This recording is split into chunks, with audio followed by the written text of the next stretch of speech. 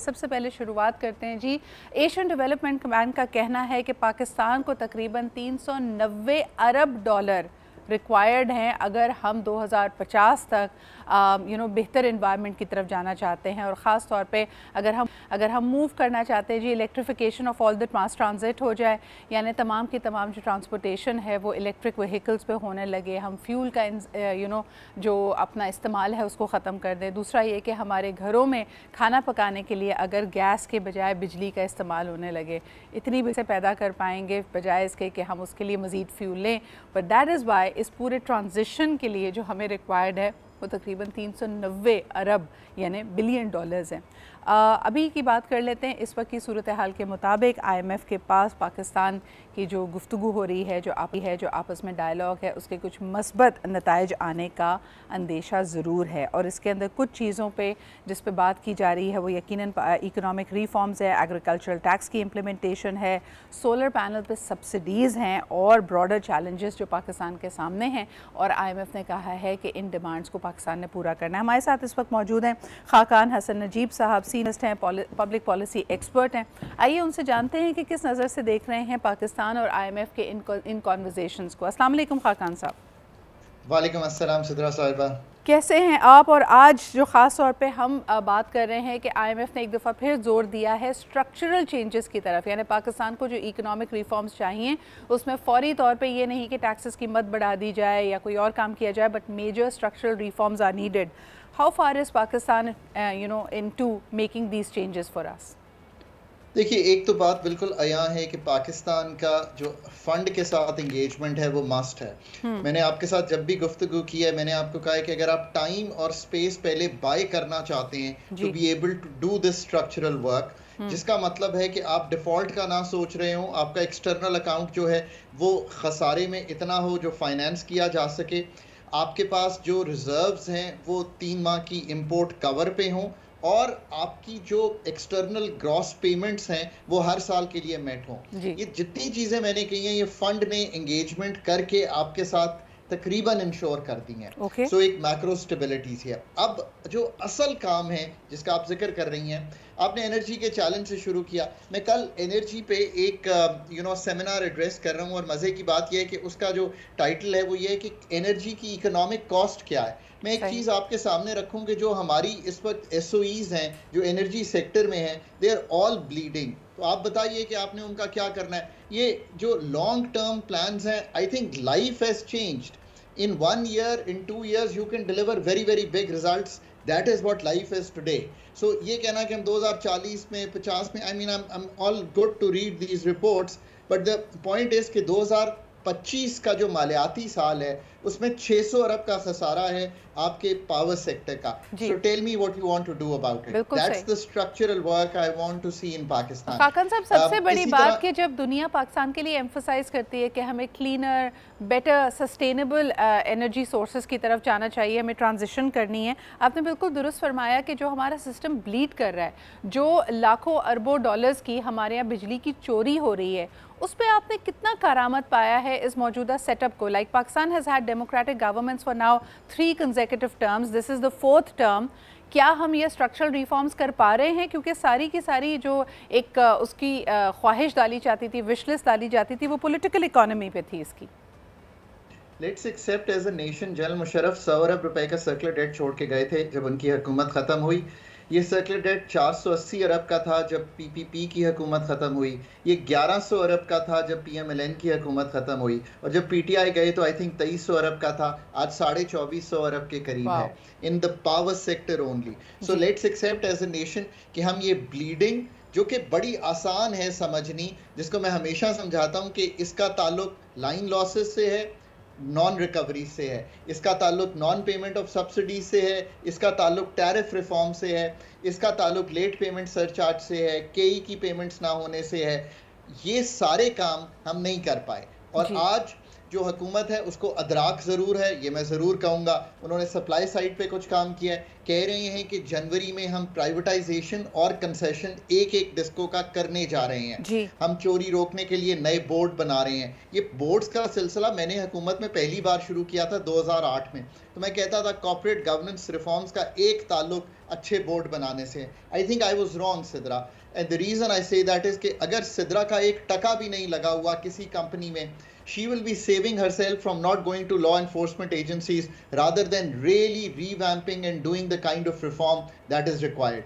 So जितनी जल्दी इसको प्राइवेट तहवील में देंगे, पर अगर मैं PIA की एग्जांपल लूं और प्राइवेटाइजेशन कमीशन की कैपेसिटी को जज करूं, तो it doesn't give me that great a hope. I hope I'm really wrong in saying this. Khaqan साहब, लेकिन मुझे बताएं कि ये आपने क्योंकि 2008 का जिक्र किया, ये तकरीबन वही वक्त है जब के इलेक्ट्रिक यानी KESC प्राइवेटाइज हुई।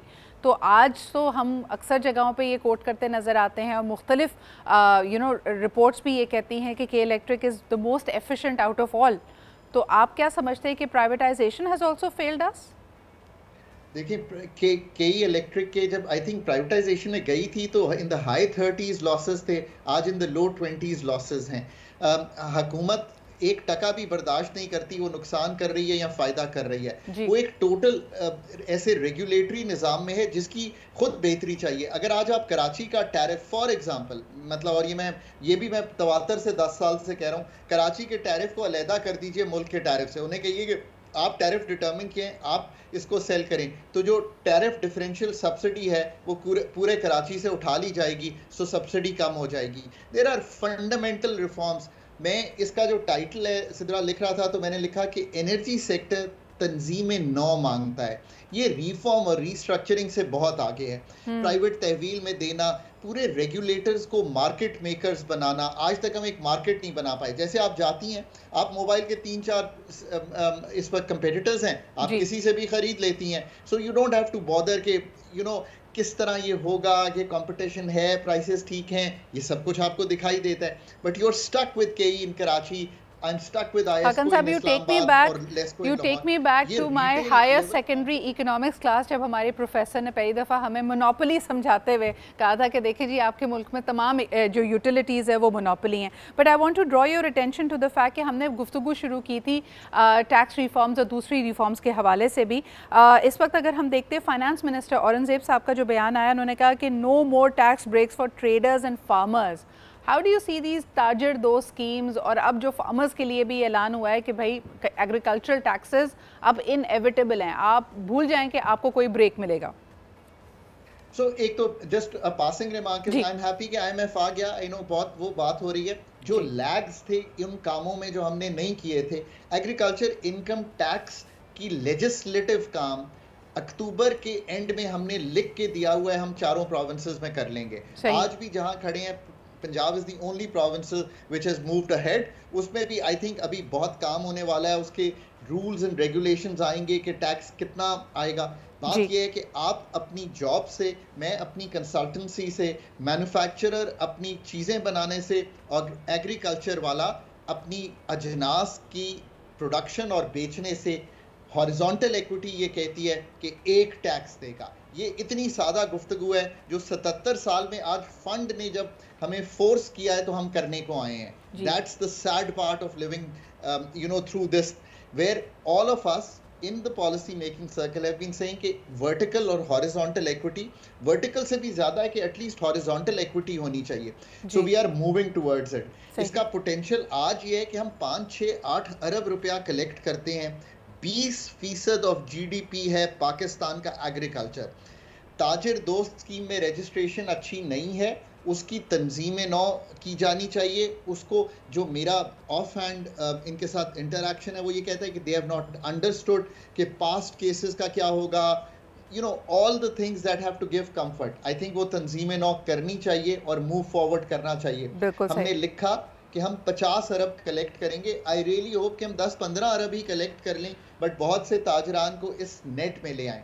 और तीसरी बात मैंने हमेशा एक आखिरी कही है, मेरे लिए वो बहुत इंपॉर्टेंट है, get people incentivized of investing in real estate into manufacturing, agriculture, or selling service. But sir, we are seeing the exact opposite of that. Khaqan साहब, चलते चलते मैं ज़रूर आपका रिमार्क इस पे चाहूँगी कि जितना हम टाइटन अप कर रहे हैं, आज भी मैं देख रही हूँ कि शह सुर्खी ये है कि फाइनेंस मिनिस्टर कहते हैं कि use of force for recovery of taxes किया जाएगा, और ये इन्होंने ताजरों और किसानों को कहा है, यानी फार्मर्स को और ट्रेडर्स को कहा है।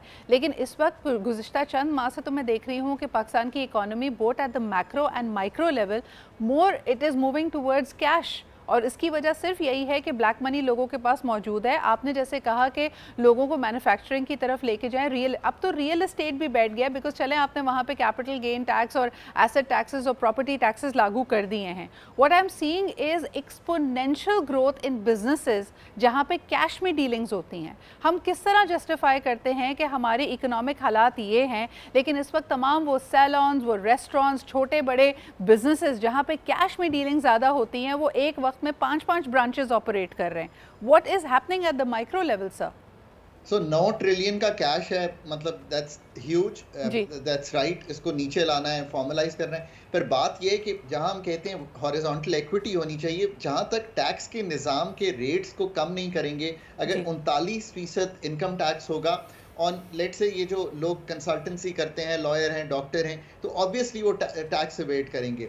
और हमें इस निज़ाम में जब हॉरिजॉन्टल इक्विटी ब्रॉडन करनी है, तो हमें टैक्स को बहुत जल्दी से, मैं again I am not a person who talks about 2030 और 2040।